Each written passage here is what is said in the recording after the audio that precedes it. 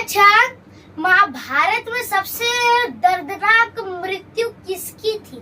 आपको पता है किसकी थी सबसे दर्दनाक मृत्यु महाभारत के युद्ध में?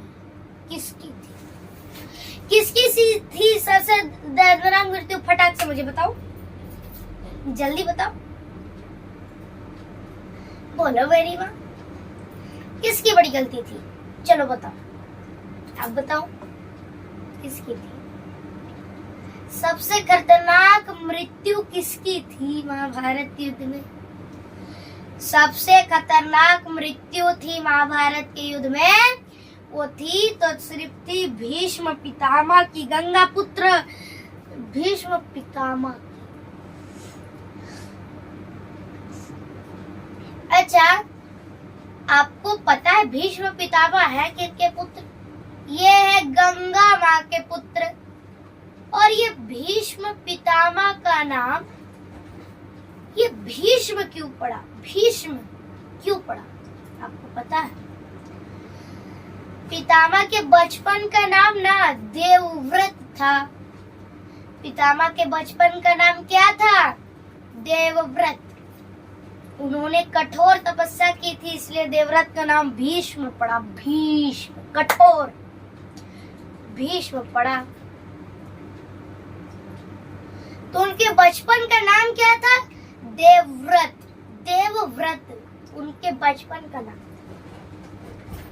और पितामह की सबसे दर्दनाक मृत्यु थी, सबसे खतरनाक मृत्यु, बाणों की शैया में लेटे, पूरी बाणों की बारिश हो गई थी मानो उनके ऊपर। कितना दर्द हुआ होगा पितामह भीष्म को। असीम पीड़ा, असीम पीड़ा हुई पितामह भीष्म। सारी पीड़ाओं को सहा। ये है गंगा पुत्र भीष्म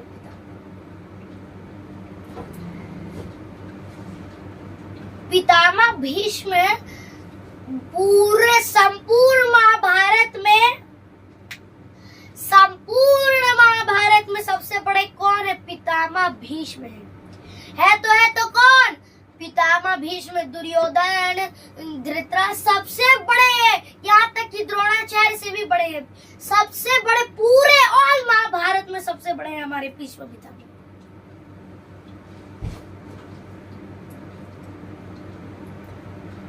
भीष्म पितामह सबसे बड़े हैं, सबसे बड़े। बहुत दर्दनाक मृत्यु हुई थी भीष्म पितामह। बाणों की शैया 6 मास तक सूर्य उत्तरायण के बाद। और यहाँ तक नहीं, पितामह भीष्म को इच्छा मृत्यु का वरदान था कि पितामह भीष्म जब चाहेंगे तभी वो मरेंगे, नहीं तो बाल विवाह का उनका कोई भी नहीं कर सकता भगवान को छोड़ के। उन्हें इच्छा मृत्यु की प्राप्ति थी कि जब वो चाहे तब वो मर सकते हैं। यदि उनका मन किया मैं अभी मर जाऊं, मन करे मैं अभी मर गया, मर जाएंगे। ये इच्छा मृत्यु का वरदान उन्हें प्राप्त था। जब महाभारत की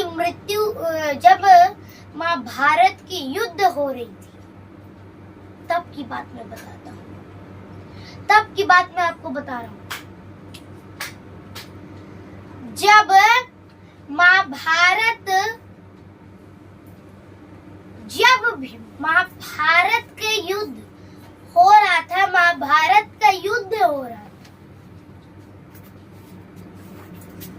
तो फिर हम क्या ही बताएं। जब महाभारत का युद्ध हो रहा था तो सबसे बड़े थे भीष्म पितामह, सबसे बड़े। महाभारत का जब युद्ध हो रहा था तो भीष्म पितामह ने अर्जुन के ऊपर पूरी बाण छोड़ दी, बाणों की वर्षा। अब देखा प्रभु श्री कृष्ण ने कि अरे पितामह भीष्म मेरे अर्जुन, मेरे प्रिय अर्जुन के ऊपर प्रहार कर दिए बाणों की वर्षा। तुरंत उस रथ का पहिया लेकर के प्रभु उस रथ के पहिए को सुदर्शन बना करके मारने दौड़ उठे। अब भीष्म पितामह कह रहे, आइए प्रभु, आप ही के हाथ से मैं मरूंगा तो मैं स्वर्ग को प्राप्ति हो जाऊंगा, मैं वैकुंठ चल जाऊंगा। अच्छा, पितामह भीष्म ना ऐसे वैसे मामूली ना समझना, पितामह भीष्म को बहुत बलवान थे। वो चाहे ना तो एक ही बाण में पूरे हस्तिनापुर, पूरे महाभारत के जितने लोग सबको उड़ा सकते, एक ही बाण में पूरे कौरवों को नष्ट कर सकते हैं पितामह भीष्म, उतनी शक्ति है। तब पर भी पितामह भीष्म ने कुछ नहीं बोला, सिर्फ चुप्पी साधे बैठे, सिर्फ चुप्पी साधे।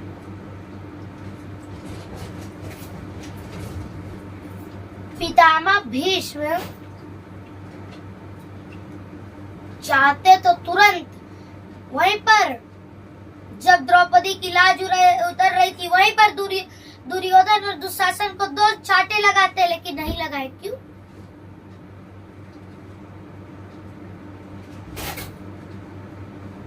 ये गलती थी पितामह भीष्म। पितामह भीष्म मामूली नहीं है, वो अपने गुरु परशुराम जी को भी युद्ध में संतुष्ट कर दिए थे। देख रहे हो पितामह भीष्म, बहुत महान व्यक्ति थे वो। अच्छा, आप जानते हो, एक रहस्य की बात मैं आपको बताता हूँ। महाभारत के युद्ध में ना प्रभु श्री कृष्ण ने प्रतिज्ञा ली थी, कसम खाई थी कि मैं युद्ध में कहीं पर भी शस्त्र को छूऊंगा तक नहीं। और जब बात भक्त की रक्षा में आ गई तो प्रभु अपनी प्रतिज्ञा को तोड़ दिए, रथ का पहिया लेकर दौड़ पड़े, टूट पड़े पितामह भीष्म को मारने के लिए। देख रहे हो, पितामह भीष्म ऐसे हैं, मामूली नहीं है। पितामह भीष्म ऐसे हैं कि देख लो, भगवान की प्रतिज्ञा भी टूटा सकते हैं, भगवान की प्रतिज्ञा को भी तोड़ सकते हैं पितामह। देखिए, जब श्री कृष्ण दौड़ रहे थे पहिया लेकर, तो अर्जुन जी रथ से उतर करके प्रभु श्री कृष्ण को पकड़ लेते कि प्रभु, ये आप क्या कर रहे हैं? आपको प्रतिज्ञा तो याद है ना? आपने तो प्रतिज्ञा ली हुई है कि मैं शस्त्र नहीं उठाऊंगा। तो प्रभु फिर से पहिए को रख देते हैं। ये पितामह भीष्म, पितामह भीष्म को मामूली ना समझना,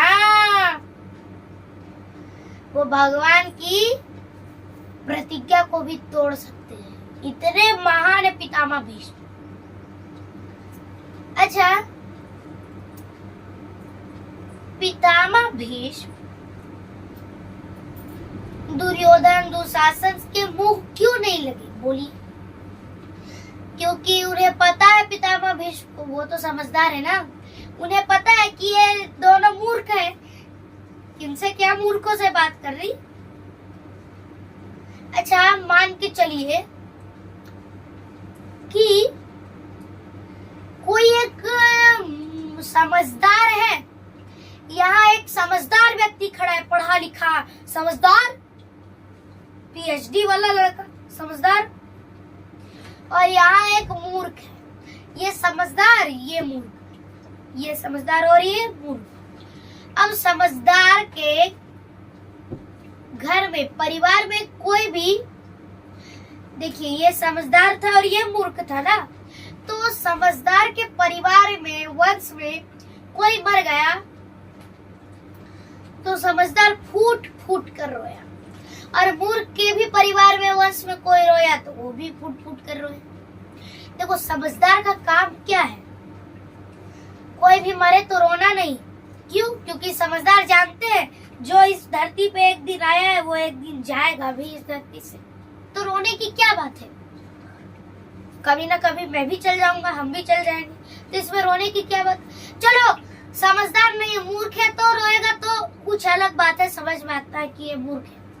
अब समझदार भी रोए, मूर्ख भी रोए, तो समझदार और मूर्ख में क्या अंतर रहा? बोलो बोलो, समझदार में इसमें और इसमें क्या अंतर रहा? दोनों में समझदार मूर्ख में क्या अंतर रहा? बोलो। इसलिए ज्यादा ना रोना। जितने भी लोगों को मुझसे जो भी प्रश्न रहेगा, आप हमारे वीडियो के कमेंट सेक्शन में वो प्रश्न लिख सकते हैं। संडे की अर्थात